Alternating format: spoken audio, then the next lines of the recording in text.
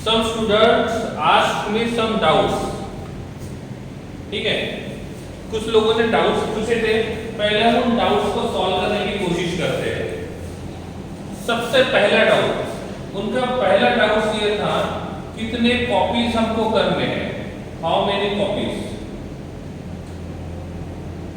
How many copies, मतलब कितने copies हमको रखने पड़ेंगे लिखने के लिए। मेरे हिसाब से 2 कॉपी सफिशिएंट है। एक वो जो क्लास वर्क के लिए होगी, मतलब हम यहाँ पे जो पढ़ाते जाएंगे वो पढ़ाने के टाइम पे लिखने के लिए आपके पास 1 कॉपी होनी चाहिए। और सेकंड, यहाँ से हम जो एमसीक्यूज आपको सॉल्व करने के लिए देंगे चैप्टर वाइज, टॉपिक वाइज, ये तो वो है जो ऑनलाइन क्लास में पढ़ाने के टाइम पे, ऑनलाइन क्लास में पढ़ाने के टाइम पे लिखने के लिए आपके पास 1 कॉपी होनी चाहिए। सो पहली कॉपी वो रहेगी। सेकंड कॉपी जो रहेगी उसमें आप लोग एमसीक्यू सॉल्व करोगे। क्या करोगे? एमसीक्यू सॉल्व करोगे। अब दोनों कॉपीज अलग अलग रखने का रीजन क्या है? दोनों कॉपीज अलग अलग रखने का रीजन क्या है? ठीक है, तो क्या करेंगे हम लोग यहाँ पे, दोनों कॉपीज अलग अलग रखने का रीजन क्या रहेगा? ठीक है, क्योंकि जब हम यहाँ पे पढ़ाते जा रहे हैं, सपोज मैंने बोला कि मैंने केमिकल कॉम्बिनेशन के लॉ पढ़ा है, या तो law of conservation of chemistry, law of conservation of mass पढ़ा दिया। Law of conservation of mass पढ़ाने के बाद मुझे नेक्स्ट वाला लॉ पढ़ाना होगा, लॉ ऑफ रेसिप्रोकल प्रोपोर्शन। और उसके पहले मैंने आपको क्वेश्चंस दिए सॉल्व करने के लिए, और उसके लिए 1 या 2 दिन का आपको टाइम मिलेगा। तो वो क्वेश्चन सॉल्व करने के लिए उस कॉपी में अलग से जगह छोड़ने की जरूरत नहीं है। इसीलिए जो भी आपको क्वेश्चंस मिलेंगे, चाहे वो एमसीक्यू पैटर्न में हो या तो डिस्क्रिप्टिव पैटर्न में हो, चाहे वो एमसीक्यू पैटर्न में हो या तो वो डिस्क्रिप्टिव पैटर्न में हो, दोनों में से किसी भी पैटर्न में जो आपको क्वेश्चंस मिलते हैं सॉल्व करने के लिए, उन क्वेश्चंस को सॉल्व करने के लिए आपके पास दूसरी कॉपी होनी चाहिए। तो केमिस्ट्री में मेरे हिसाब से 2 कॉपीज बनानी होगी। एक रहेगी क्लास वर्क के लिए और दूसरी रहेगी एमसीक्यू को सॉल्व करने के लिए। तो आपके मन में जो पहला डाउट था, कितने कॉपीज होने चाहिए, तो ये डाउट यहाँ पे सॉल्व किया है। दूसरा, how to write in copy. दूसरा डाउट था how to write in copy. Copy में कैसे लिखेंगे? कॉपी में कैसे लिखेंगे? लिखने के लिए सिंपल तरीका है,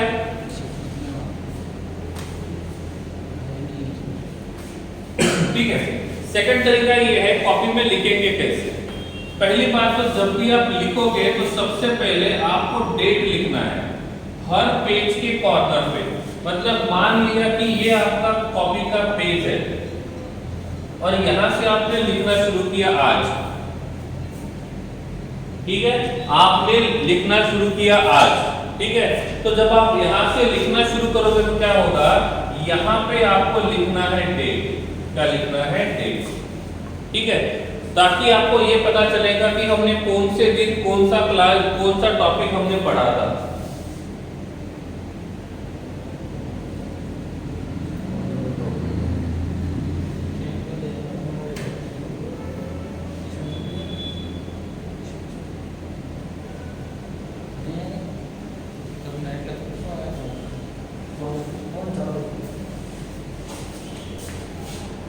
ठीक है, तो जो भी पेज रहेगा उस पेज के एक साइड में आपको क्या करना है, उस साइड में आपको डेट लिखना है, ताकि आपको क्लियर हो जाएगा कि कौन से दिन हमको कौन सा टॉपिक पढ़ा था, ठीक है। उसके बाद पॉइंट वाइज लिखना है। हम बोर्ड के ऊपर जो लिख रहे हैं, जब हम पढ़ाते हैं उसी टाइम पे आपको जो जो इंपॉर्टेंट पॉइंट्स है वो लिखने हैं, तो आपको इंपॉर्टेंट पॉइंट्स को लिखने हैं। अब देखो इंपॉर्टेंट पॉइंट्स क्या होते हैं, अलग अलग डेफिनेशन है किसी का। अब इंपॉर्टेंट पॉइंट्स में क्या होता है, हमको छोटी छोटी बातों की तरफ ध्यान देना है, स्मॉल। आपने बहुत सारे क्राइम के सीरियल देखे होंगे, क्राइम मूवीज देखे होंगे, उस मूवीज में बड़े केस को सॉल्व करने के लिए छोटा सा सबूत जो होता है वो बहुत ज्यादा इंपॉर्टेंट होता है। उसी प्रकार से बहुत डिफिकल्ट क्वेश्चन को सॉल्व करने के लिए एक छोटा सा बेसिक नॉलेज जो होता है वो बहुत ज्यादा इंपॉर्टेंट होता है। तो सर ने जो भी आपके पास फैकल्टी है उस फैकल्टी ने बोर्ड के ऊपर जो भी एक छोटी छोटी बात लिखी है उस हर एक बात को नोट करो।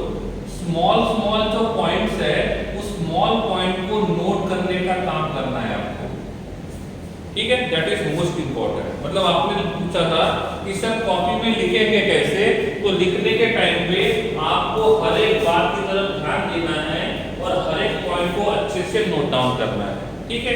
ये था दूसरा डाउट। इन दोनों में कोई डाउट है तो पूछो, इन दोनों में, बाकी पॉइंट्स में क्लियर करूंगा, ठीक है। चलो एक एक पॉइंट क्लियर कर लेते हैं। पॉइंट नंबर 3 किसी ने मुझे पूछा था सर रेफरेंस बुक का क्या, रेफरेंस बुक का क्या, ये भी क्वेश्चन मुझे किसी ने पूछा था। चलो ये भी देख लेते हैं रेफरेंस बुक का क्या करना है, ठीक है। फिलहाल के लिए तो मैं आपको यही सजेस्ट करूंगा कि आपके पास का जो एनसीईआरटी का बुक है, एनसीईआरटी के 11th स्टैंडर्ड में 2 बुक आते हैं, 11th स्टैंडर्ड में 2 बुक आते हैं और 12th स्टैंडर्ड में भी 2 बुक आते हैं। फिलहाल आपको क्या करना है, 11th स्टैंडर्ड के जो 2 बुक्स आते हैं आपको वही लिखना है, ठीक है, आपको वही लेना है, ठीक है। तो आपको 11th स्टैंडर्ड के दोनों टेक्स्ट बुक लेना है, ठीक है। फिलहाल रेफरेंस बुक करके आप एनसीईआरटी को ही रीड करोगे। किसको रीड करोगे? एनसीईआरटी। जब भी मैं यहां से टॉपिक पढ़ाऊंगा, टॉपिक पढ़ाने के टाइम पे ऐसा हो सकता है जो फर्स्ट टॉपिक टेक्स्ट बुक में दिया है, सेकंड टॉपिक दिया हुआ है, थर्ड टॉपिक दिया है, ऐसा भी हो सकता है हम पढ़ाने के टाइम पे इसी सीक्वेंस पे जाए। कभी ऐसा भी हो सकता है मैंने पहले थर्ड टॉपिक को पढ़ा दिया, फिर मैंने फर्स्ट टॉपिक को पढ़ा दिया और फिर मैंने सेकंड टॉपिक को पढ़ा दिया। टॉपिक्स एनसीईआरटी के सब कुछ क्लियर होंगे, टॉपिक्स पूरे क्लियर होंगे, टॉपिक में कोई छूटेगा नहीं, पूरा कवर होगा। लेकिन उनका सीक्वेंस जो रहेगा वो थोड़ा सा उल्टा पुल्टा हो सकता है। तो हमको जो सीक्वेंस कन्वीनियंट लगता है आप लोगों के हिसाब से, हम उस सीक्वेंस के हिसाब से जाएंगे, टेक्स्ट बुक के सीक्वेंस के हिसाब से नहीं जाएंगे। एंड ऑफ द चैप्टर आप टेक्स्ट बुक को देखोगे, आप एनसीईआरटी को देखोगे तो उनके हर एक टॉपिक जो रहेंगे वो कवर्ड हो जाएंगे, उनके हर एक टॉपिक जो रहेंगे वो कवर्ड हो जाएंगे, ठीक है। ओके, कुछ लोगों को इश्यू आ रहा है लेकिन बहुत सारे लोगों को ऑडियो क्लियर है, तो आप अपने साइड से नेटवर्क कनेक्शन को प्रॉपर्ली चेक कर सकते हो, ठीक है। ओके, समझ में आ रहा है। तो रेफरेंस बुक फिलहाल के लिए एनसीईआरटी ही यूज करना है, एक्स्ट्रा बुक्स के पीछे मत भागो, एक बुक अच्छे से पढ़ लो। इसकी एक और खासियत बोलता हूं, एनसीईआरटी जो नीट वाले स्टूडेंट्स हैं, नीट वाले 45 में से 35 plus question NCERT text book में से ही आते हैं। नीट में 45 में से 35 से भी ज्यादा क्वेश्चन एनसीईआरटी के टेक्स्ट बुक में से ही आते हैं और सेम कंडीशन होती है जेईई में भी। तो जो भी जेईई और नीट इन दोनों का प्रिपरेशन कर रहा है उनके लिए एनसीईआरटी बहुत ज्यादा इंपॉर्टेंट है। जैसे मैथ्स के लिए एनसीईआरटी किसी काम का नहीं है जेईई में, वैसे ही केमिस्ट्री के लिए एनसीईआरटी बहुत ज्यादा जरूरी है जेईई के लिए। तो for JEE preparation, for NEET preparation आपको एनसीईआरटी का बुक पढ़ना है। अब आप बोलोगे सर हम पढ़ाई करें तो कैसे करें? हम बोलेंगे पढ़ाई करेंगे तो कैसे करेंगे? तो जब पढ़ाई कैसे करेंगे इसके लिए बेस्ट तरीका है कि जब भी आप यहां से हम पढ़ाएंगे, जो टॉपिक हमने यहाँ पे पढ़ा दिया है वो पढ़ाने के बाद आप उस टॉपिक को टेक्स्ट बुक में रीड करोगे और जो जो इंपॉर्टेंट लाइंस आपको लगते हैं, एक हाइलाइटर मिलता है 10-20 रुपए का, तो 2-3 कलर के हाइलाइटर लेने का और जो जो इंपॉर्टेंट पॉइंट्स है उसको मतलब कलर करते जाने का ओनली फॉर इंपॉर्टेंट पॉइंट्स। आप अब 11th में आ गए हो, आपको ये पता होना चाहिए कि इंपॉर्टेंट पॉइंट्स क्या होते हैं और उन इंपॉर्टेंट पॉइंट्स को क्या करना है, अंडरलाइन करना है, ठीक है। और वही इंपॉर्टेंट पॉइंट्स जो रहेंगे वो आपको एग्जाम के टाइम पे हेल्प करेंगे।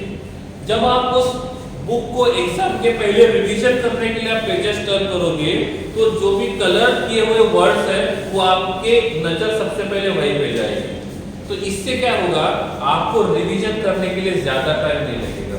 और इसीलिए एक हाइलाइटर लेना है और इंपॉर्टेंट पॉइंट्स को मार्क करके रहना है, ठीक है।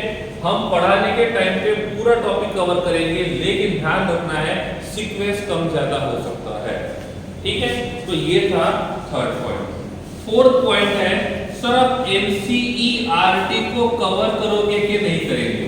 हाँ, हम एनसीईआरटी में लाइन टू लाइन नहीं जाएंगे 11th में, स्पेशली 11th में, क्योंकि 11th में बोर्ड एग्जाम का होता नहीं है। 11th में हम एनसीईआरटी में लाइन टू लाइन नहीं जाएंगे, लेकिन कंसेप्ट आपको पूरे करवा के देंगे। जो एनसीईआरटी में नहीं है वो भी करवा के देंगे और जो एनसीईआरटी में है वो भी करवा के देंगे। तो कंसेप्ट पूरे क्लियर करेंगे, वो जिम्मेदारी मेरी, लेकिन लाइन टू लाइन जाएंगे ये प्रॉमिस नहीं कर सकता, क्योंकि ये 10th स्टैंडर्ड नहीं है कि हम लाइन टू लाइन जाएंगे। ये 11th 12th है, यहाँ पे लाइन टू लाइन जाने का कोई मतलब नहीं बनता है। समझ में आ गया? तो ये आ गया कि सर आप एनसीईआरटी पढ़ाओगे कि नहीं पढ़ाओगे। हम एनसीईआरटी पढ़ेंगे, पूरा पढ़ेंगे। Clear? Number 5, What will be the study pattern? What will be the study pattern? Study pattern क्या होना चाहिए? Study pattern मेरे हिसाब से जो ऑनलाइन क्लास में पढ़ते हैं, जो ऑनलाइन क्लास में पढ़ते हैं, सबसे पहले उसकी तरफ ध्यान देना है। हर एक चीज को नोट डाउन करना है, हर एक चीज को नोट डाउन करना है, हर एक चीज को नोट डाउन करना है। आफ्टर द क्लास होने के बाद क्या करना है, एक बार उन पॉइंट्स की रिवीजन करनी है। क्या करनी है? रिवीजन। तो उसमें क्या करेंगे, हम उनका रिवीजन करेंगे। समझ में आ गया? और ये रिवीजन करने के टाइम पे देखो, ऑनलाइन क्लास में तो पढ़ लिया, उस टाइम पे हमको कुछ डाउट्स नहीं आए, लेकिन जब घर में उसको रिवाइज कर रहे थे तब पता चला कि आपको किसी पर्टिकुलर टॉपिक पे डाउट्स है।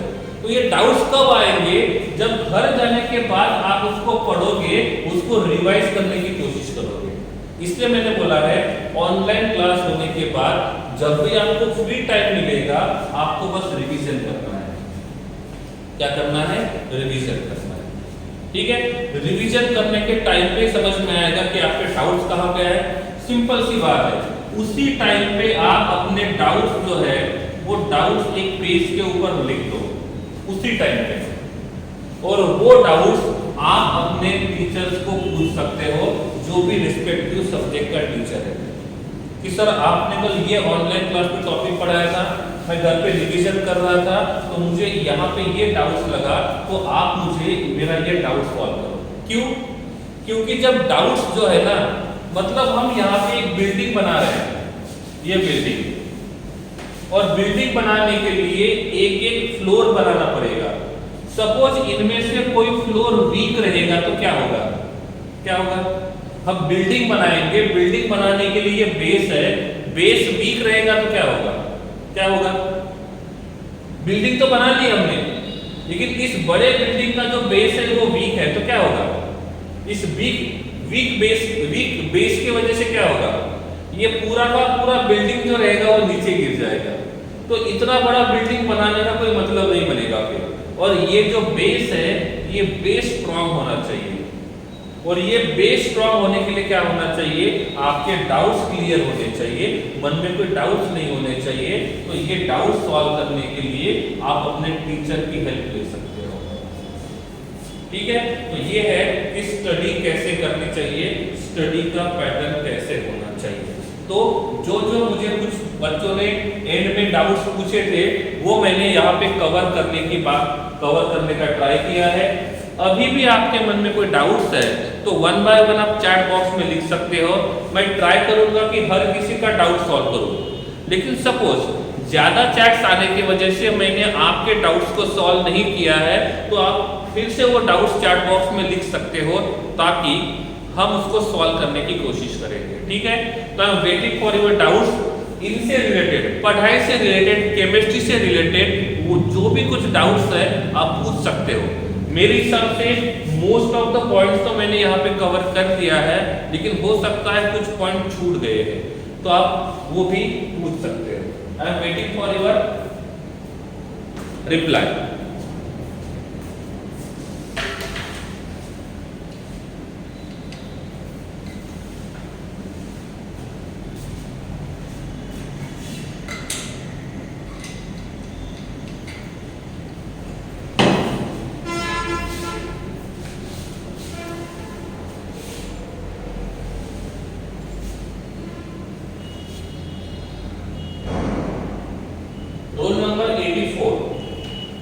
रोल नंबर 84 ने डाउट्स पूछा है कि सर जेडब्ल्यू मेंस और एडवांस सेम एग्जाम है क्या?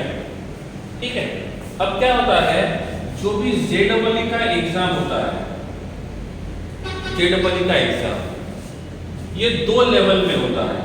एक होता है लेवल 1 और दूसरा होता है लेवल 2। दूसरा होता है लेवल 2। लेवल 1 जो है ये थोड़ा इजी होता है कंपेयर टू लेवल 1। लेवल 2 जो रहेगा वो थोड़ा सा डिफिकल्ट रहेगा। लेवल 1 को कहा जाता है जेडब्ल्यू मेंस। क्या कहा जाता है? जेडब्ल्यू मेंस। और जो लेवल 1 को क्लियर करेंगे वही लेवल 2 में जाएंगे। हर कोई लेवल 2 का एग्जाम नहीं दे सकता है। जिन लोगों ने जेडब्ल्यू मेंस दिया है, जेडब्ल्यू का लेवल 1 का एग्जाम दिया है, जिसको हमने जेडब्ल्यू मेंस बोला है, जो जेडब्ल्यू मेंस को क्लियर करेंगे उनका जो कट ऑफ होता है उस कट ऑफ के ऊपर आएंगे, तो उन्हीं स्टूडेंट्स को लेवल 2 के लिए भेजा जाएगा। और लेवल 2 को कहा जाता है जेडब्ल्यू एडवांस। क्या कहा जाता है? JW advance. जेडब्ल्यू मेंस जो है ये आपको एनआईटी या बाकी अच्छे कॉलेजेस के लिए हेल्प करता है, लेकिन आपको आईआईटी चाहिए तो उसके लिए आपको एडवांस क्लियर करना होगा। तो सपोज 10 लाख बच्चे हैं, 10 लाख बच्चों ने जेडब्ल्यू का एग्जाम दिया, उनमें से 3 लाख बच्चे जो है वो क्वालिफाई हो गए। तो 10 लाख लोगों ने जेडब्ल्यू मेंस का एग्जाम दिया, क्वालिफाई सिर्फ 3 लाख हो गए। तो इस 10 लाख में से 3 लाख स्टूडेंट जो रहेंगे वही लेवल 2 का जेडब्ल्यू एडवांस का एग्जाम देंगे। समझ में आ रहा है? वो क्या करेंगे? जेडब्ल्यू एडवांस का एग्जाम देंगे। उनमें से जो भी 50,000 स्टूडेंट्स है वही क्वालिफाई होंगे और उन्हीं को आईआईटी में जगह मिलेगी, बाकी लोगों को एनआईटी या बाकी अच्छे कॉलेजेस में जगह मिलेगी। मतलब सपोज 3 लाख लोगों ने जेडब्ल्यू एडवांस दिया है, उनमें से टॉप 50,000 को सिलेक्ट करेंगे, तो यही जो है वो आईआईटी के लिए एडमिशन मिलेगा। बाकी यहाँ के बचे हुए जो है वो एनआईटी में जा सकते हैं। ठीक है, तो इससे दोनों काम बनेंगे। ठीक है, तो ये था आपके क्वेश्चन का answer. Okay, roll number 73। Roll number 73, क्या कलरफुल पेन्स को यूज कर सकते हैं? देखो, पेन का एक दिक्कत ऐसा होता है कि पेन जो होता है वो पीछे वाले पेज को भी खराब कर देता है। तो instead of pen highlighter will be good. लेकिन हाइलाइटर को यूज कैसे करना है वो बताता हूं मैं। सपोज यहाँ पे एक बहुत बड़ी लाइन लिखी है, तो आपको पूरे लाइन को हाईलाइट नहीं करना है, उस लाइन में से जो वर्ड इंपॉर्टेंट है उसको हाईलाइट करना है। समझ में आ गया? तो पूरी लाइन को हाईलाइट नहीं करोगे, आप क्या हाईलाइट करोगे? उनमें से जो इंपॉर्टेंट रहेगा वो। समझ में आ गया? तो उसको हम लोग क्या करेंगे? हाईलाइट करेंगे। ठीक है, तो इस प्रकार से हाइलाइटर एक अच्छा कंसेप्ट होता है कंपेयर टू पेन। पेन से पेज जल्दी खराब हो जाता है, हाइलाइटर अच्छा होता है इसलिए। Sir, do percentage matters in जेडब्ल्यू मेंस? देखो, जेडब्ल्यू मेंस में परसेंटेज मैटर करते हैं क्या? यस। देखो, 12th स्टैंडर्ड का जो बोर्ड होता है, 12th स्टैंडर्ड के बोर्ड एग्जाम के परसेंटेज का क्राइटेरिया तो होता है। जेडब्ल्यू के लिए। लेकिन जब आप इतनी हिम्मत रखते हो, जब आपके अंदर इतना पोटेंशियल है कि आप लेवल 1 में अच्छे से क्वालिफाई कर सकते हो, तो यहाँ पे जो मिनिमम क्राइटेरिया होता है आप उससे बहुत आगे चले जाते हो। आपको इसकी तरफ ध्यान नहीं देना है if आपका गोल ये है, क्योंकि आप जेडब्ल्यू मेंस में आपका परसेंटाइल 80 परसेंटाइल से भी प्लस है। इसका मतलब आपको बोर्ड में कट ऑफ से ज्यादा ही मार्क्स मिलेंगे, 60% के आसपास होता है। तो जब जेडब्ल्यू मेंस के एग्जाम में आप 80 परसेंटाइल ले सकते हो, इसका मतलब आप 12th बोर्ड में आराम से 80% ले सकते हो, कोई प्रॉब्लम नहीं आएगा। ठीक है, तो जिनका मेन टारगेट जेडब्ल्यू या मेंस है वो लोग इसके लिए टेंशन मत लो, ये हो जाएगा। आप जेडब्ल्यू और नीट इस लेवल पे है और बोर्ड यहाँ पे है, आप जब इस लेवल पे पहुंचोगे तो इस लेवल के क्वेश्चन तो ऐसे ही सॉल्व हो जाएंगे। समझ में आ गया है? क्लियर? तो इस प्रकार से बोर्ड वाले बात को मन से निकाल दो। Harsh, how many levels in NEET? NEET में अभी कोई लेवल्स नहीं है, नीट में ओनली 1 लेवल एग्जाम होता है। यहाँ पे ओनली 1 लेवल है और जेडब्ल्यू में 2 लेवल है। पहले क्या होता था, 2 एग्जाम्स होते थे। जो एम्स होता है उसके लिए अलग एग्जाम होता था और बाकी जो कॉलेजेस होते हैं उनके लिए नीट का एग्जाम होता था। तो 2 अलग अलग एग्जाम होते थे, एम्स और नीट का। लेकिन पिछले कुछ सालों से एम्स और नीट इन दोनों को कंबाइन करके ओनली 1 एग्जाम लिया जाता है, नीट। तो जो बायोलॉजी के स्टूडेंट्स हैं उनके लिए एक ही एग्जाम होगा और वो रहेगा नीट का एग्जाम। ये लेवल 1 का होता है, आपको जो भी कुछ करना है यही पे। ये 760 मार्क का एग्जाम होता है, 760 मार्क का एग्जाम होता है। और आपको गवर्नमेंट कॉलेज में एमबीबीएस करना है तो आपको टारगेट रखना है 600 प्लस का। अब मैंने 600 प्लस क्यों बोला? इफ पेपर इजी होता है, कट ऑफ कम ज्यादा होता है, तो आप यहाँ पे सेफ रहोगे। आपको 550 प्लस में भी मिल जाएगा, आपको 550 प्लस में भी मिल जाएगा, लेकिन आपको अपनी सीट रिजर्व रखनी है कि मेरे सीट पे कोई नहीं आ सकता, ये मुझे ही मिलेगी। तो आप 600 प्लस का टारगेट रखो। किसका? 600 प्लस का। एक बात और, इफ आप जेडब्ल्यू की बात करते हो जिसमें फिजिक्स, केमिस्ट्री और मैथ्स होता है, आपके 2 सब्जेक्ट बहुत ज्यादा स्ट्रॉन्ग है और एक सब्जेक्ट वीक है, तो आपको ये टारगेट अचीव करना डिफिकल्ट होगा। पहले बोल रहा हूं, कुछ लोग बोलेंगे सर मेरा मैथ्स बहुत स्ट्रॉन्ग है तो फिजिक्स भी मेरे से हो जाएगा, केमिस्ट्री में दिक्कत आएगी। नहीं होगा। आपको इस मार्क तक पहुंचना है, आपको पहले 3 लाख में सिलेक्ट होना है, तो उसके लिए ये तीनों के तीनों सब्जेक्ट स्ट्रॉन्ग होने चाहिए। इनमें से एक थोड़ा सा वीक रहेगा तो चलेगा, पहले बोल रहा हूं। तो कुछ लोग क्या बोलते हैं, सर मैथ्स मेरा मस्त है, फिजिक्स हो जाएगा, केमिस्ट्री में कोई प्रॉब्लम नहीं है, मैं दोनों के हिसाब से लड़ लूंगा। ये एग्जाम ऐसा नहीं है जो 2 सब्जेक्ट पे लड़ने वाली। ये एग्जाम में तीनों सब्जेक्ट इंपॉर्टेंट है। All 3 subjects are important. All 3 subjects are important. ठीक है? क्लियर? ओके। अब थोड़ी सी बात नीट की भी कर लेते हैं। नीट में भी 3 सब्जेक्ट है, फिजिक्स, केमिस्ट्री और बायोलॉजी। हाँ, ये जरूर है कि बायोलॉजी का वेटेज 50% है, लेकिन आप इसी के ऊपर ध्यान दोगे और ये 2 छोड़ दोगे या इनमें से एक छोड़ दोगे तो कुछ नहीं होगा। आपको तीनों के लिए इक्वली मेहनत करनी है, बस थोड़ा सा ज्यादा ध्यान यहाँ देना है। ठीक है? तो मन के अंदर से ये वहम निकाल दो कि 50% वेटेज बायोलॉजी का है, तो बायोलॉजी का पढ़ाई हमने कर दिया तो नीट निकल गया। ठीक है? अब 2 बातें, एग्जाम में अच्छे मार्क्स लाना और क्वालिफाई होना दोनों डिफरेंट है। आपको क्या अच्छा लगता है? आप एग्जाम में अच्छे मार्क्स लाना पसंद करोगे या एग्जाम में क्वालिफाई होना पसंद करोगे? आप एग्जाम में अच्छे मार्क्स लाना पसंद करोगे या क्वालिफाई होना पसंद करोगे?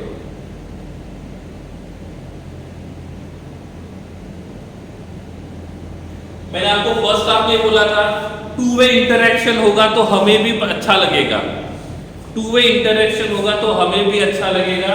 तो ठीक है, चलो देखो, गुड मार्क्स का मतलब जरूरी नहीं है कि आपका नंबर लग ही जाएगा।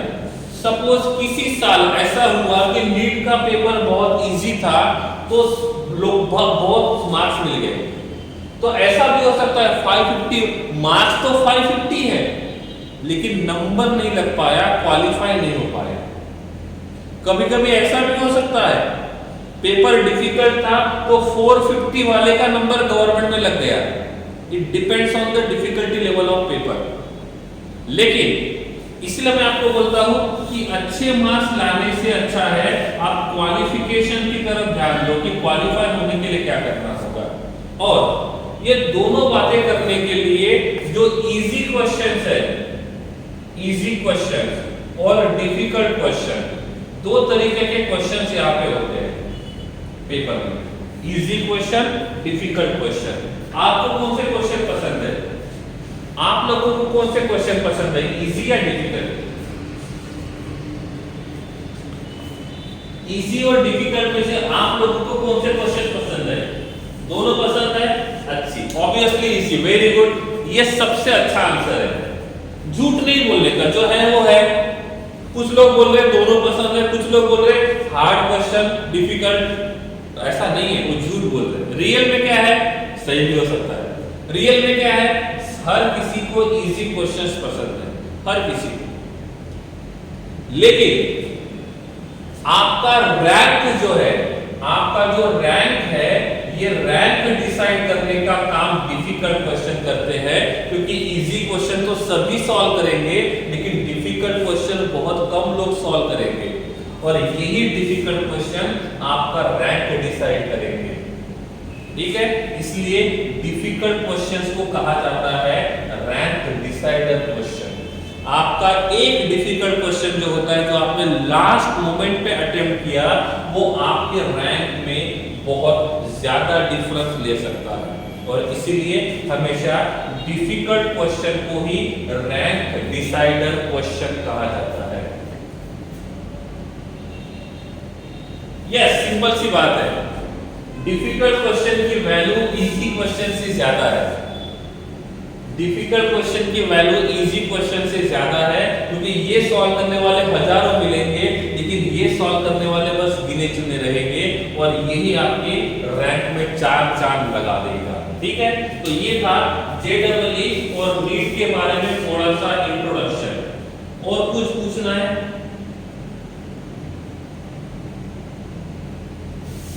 Okay, Harshil, how much marks we need to score for giving the exams of JEE Advanced after mains? Normally ऐसा होता है हर्षिल कि JEE मेंस में जिनका परसेंटाइल 90 प्लस होता है, जिनका देखो कैटेगरी के हिसाब से अलग अलग हो सकता है, मैं जनरल के हिसाब से बोल रहा हूँ, जिनका परसेंटाइल JEE मेंस में 90 प्लस होता है वो एडवांस के लिए क्वालिफाई हो सकते हैं नॉर्मली। तो जिनका परसेंटाइल 90 प्लस है वो एडवांस के लिए क्वालिफाई हो सकते हैं। इन केस आपने 95 प्लस पीआर ले लिया, इसका मतलब आपका कंफर्म हो गया कि आप एडवांस दोगे। ये कैटेगरी के हिसाब से या पेपर के हिसाब से, स्टूडेंट्स के क्वांटिटी के हिसाब से कम ज्यादा हो सकता है। ओके, एक और डाउट पूछा है, roll number 73, that is called, कौन है, प्रगति ने क्वेश्चन पूछा हुआ है, सर यूजी नीट और पीजी नीट में क्या डिफरेंस है? बहुत अच्छा क्वेश्चन है। नीट दो तरीके का होता है, नीट दो तरीके का होता है, एक होता है यूजी और दूसरा होता है पीजी। यूजी का मतलब होता है अंडर ग्रेजुएट और पीजी का मतलब होता है पोस्ट ग्रेजुएट। यूजी का मतलब होता है अंडर ग्रेजुएट और पीजी का मतलब होता है पोस्ट ग्रेजुएट। ठीक है, दोनों में डिफरेंस क्या है? आपको एमबीबीएस के लिए जाना है, आपको एमबीबीएस के लिए जाना है 12th के बाद, तो 12th स्टैंडर्ड के बाद आपको एमबीबीएस के लिए जाना है तो आपको यूजी नेट देना पड़ेगा। तो सिंपल सी बात, देखो यहाँ पे 12th स्टैंडर्ड है, यहाँ पे एमबीबीएस है, तो आपको 12th स्टैंडर्ड से एमबीबीएस में जाना है तो नीट यूजी काम में आएगा। जैसे ही आपका एमबीबीएस हो जाएगा तो आपको एमडी करना है। क्या करना है? एमडी करना है। तो एमबीबीएस से एमडी बनने के लिए नीट पीजी देना पड़ेगा। क्या बोला मैंने? 12th स्टैंडर्ड के बाद एमबीबीएस बनना है तो एमबीबीएस करना है तो नीट यूजी देना पड़ेगा। आपका एमबीबीएस हो गया है और फिर आपको एमडी करना है तो उसके लिए नीट पीजी देना पड़ेगा। तो नीट यूजी जो है वो 12th स्टैंडर्ड के बाद और नीट पीजी जो है वो डॉक्टर बनने के बाद। प्रगति, ये आपके क्वेश्चन का आंसर है। Clear Pragati?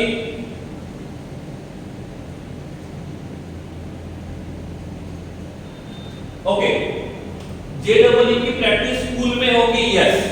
Most of the time पे हम पर चैप्टर मिनिमम 50 क्वेश्चंस तो देंगे ही देंगे आपको सॉल्व करने के लिए। स्कूल में से हम हर चैप्टर के मिनिमम 50 क्वेश्चन देंगे, मिनिमम। मैं 50 प्लस क्वेश्चन लिख देता हूं, ठीक है।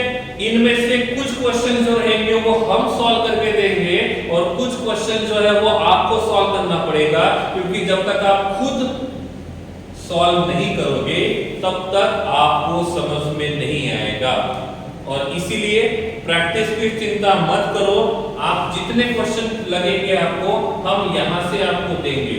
किसी ने बोला कि सर ये 50 क्वेश्चन मेरे हो गए, मुझे फिर से 50 क्वेश्चन चाहिए, कोई बात नहीं, हम फिर से आपको प्रोवाइड कर सकते हैं, बस आपकी तैयारी होनी चाहिए उसको सॉल्व करने की। प्रैक्टिस के लिए हमारे पास इनफ क्वेश्चंस है, तो प्रैक्टिस हम पूरी करेंगे, बस आप तैयार रहना प्रैक्टिस करने के लिए।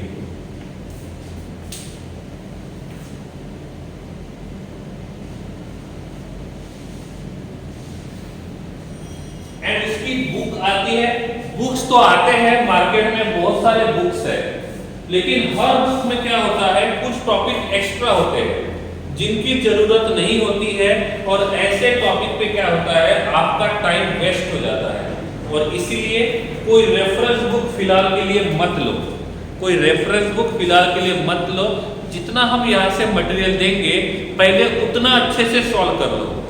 इफ आपको फिर से ज्यादा चाहिए तो आप अपने रिस्पेक्टिव सब्जेक्ट टीचर के साथ डिस्कस करके उनको बोल सकते हो कि सर हमको और चाहिए, वो आपको प्रोवाइड करेंगे। लेकिन किसी एक्स्ट्रा बुक को खरीदने के चक्कर में फिलहाल मत पड़ो, उससे नुकसान होगा, फिलहाल के लिए फायदा नहीं होगा।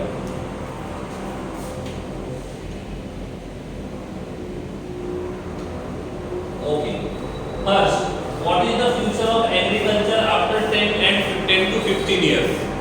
फर्स्ट ने पूछा है 10 से 15 सालों के बाद एग्रीकल्चर में फ्यूचर क्या रहेगा? अच्छा है, अच्छा है, सब लोग बाहर निकलेंगे तो खेती संभालने वाला कोई होना तो चाहिए, लेकिन आप मॉडर्न टेक्निक से आप एग्रीकल्चर करते हो तो ये बहुत अच्छा रिजल्ट देता है। जैसे कि आप लोग यूट्यूब वगैरह देखते ही हो, आप उसमें भी देखना, यूट्यूब में आता है, सोशल मीडिया के ऊपर आते रहता है कि बहुत सारे ऐसे लोग हैं जो न्यू टेक्निक्स को यूज करके एग्रीकल्चर में बहुत अच्छी इंप्रूवमेंट की है, उन्होंने बहुत अच्छी ग्रोथ की है। तो एग्रीकल्चर भी एक अच्छा स्कोप रखता है कुछ फ्यूचर आगे के 10-15 सालों में, लेकिन उसके लिए आपको प्रॉपर मेहनत करनी है, हर एक चीज को बारीकी से समझना है, ठीक है। एग्रीकल्चर में हर एक छोटी छोटी बात जो है वो बहुत ज्यादा इंपॉर्टेंस रखती है।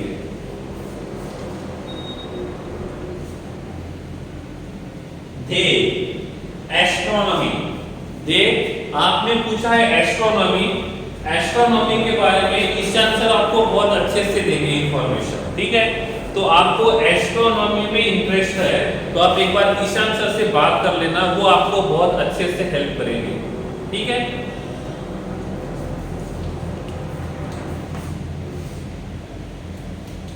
नैनो टेक्नोलॉजी के लिए क्या करना पड़ेगा?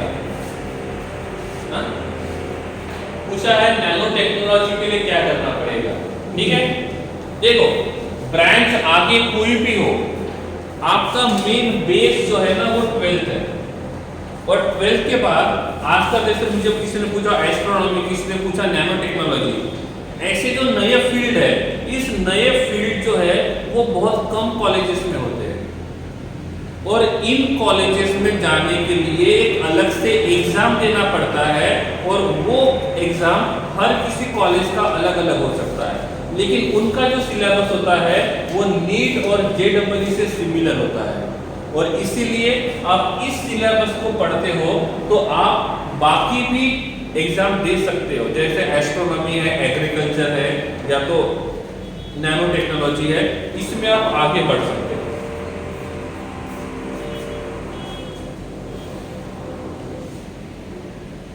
करियर ऑप्शंस फॉर पीसीएम बहुत कुछ है, जेईई मेंस क्रैक कर दो, करियर्स बहुत सारे हैं, ठीक है। तो करियर्स की चिंता अवश्य मत करो, अच्छे से पढ़ाई करो, जॉब मिल ही जाएगा। वो 3 इडियट्स मूवी देखा है, क्या बोलता है मिल्खा? काबिल बनो काबिल, बस सेम है, नॉलेज होना चाहिए, जॉब कोई भी फील्ड रहे, नीट रहे, जेईई रहे या बोर्ड रहे, कोई मैटर नहीं रखता है, नॉलेज है तो करियर अच्छा ही होगा।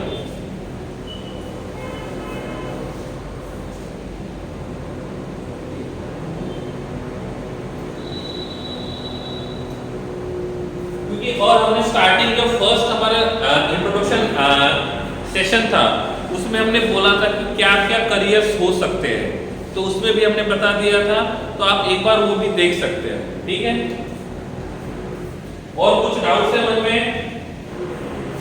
कुछ डाउट्स है तो पूछिए, अदरवाइज आज का सेशन यहीं पे खत्म कर देते हैं।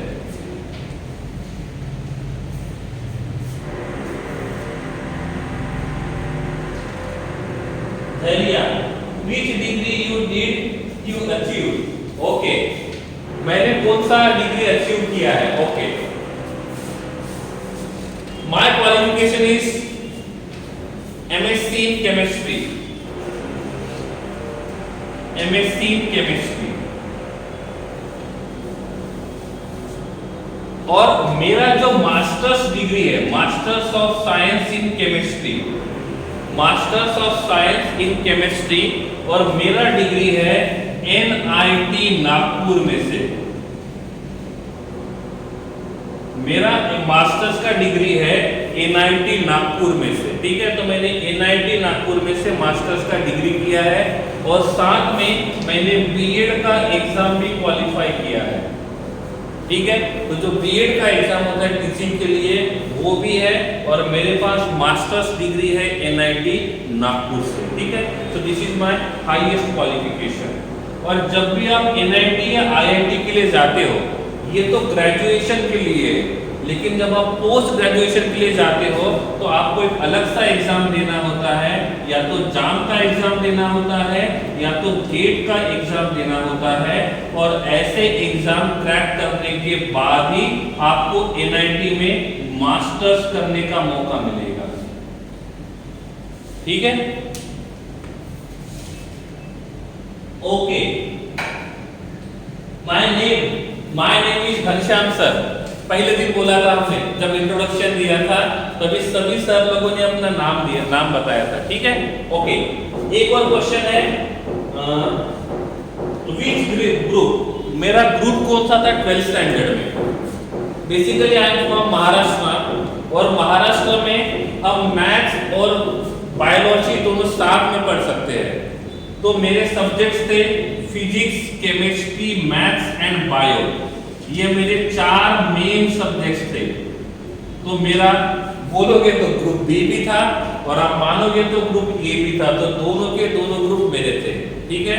तो मैथ्स, बायो, फिजिक्स और केमिस्ट्री चारों साथ में पढ़े हैं, ठीक है। तो हमारे यहाँ पे आप चारों एट अ टाइम पढ़ सकते हो, आप चारों एट अ टाइम पढ़ सकते हो। तो इसीलिए मैथ्स और बायो दोनों मेरे सब्जेक्ट्स थे, ठीक है।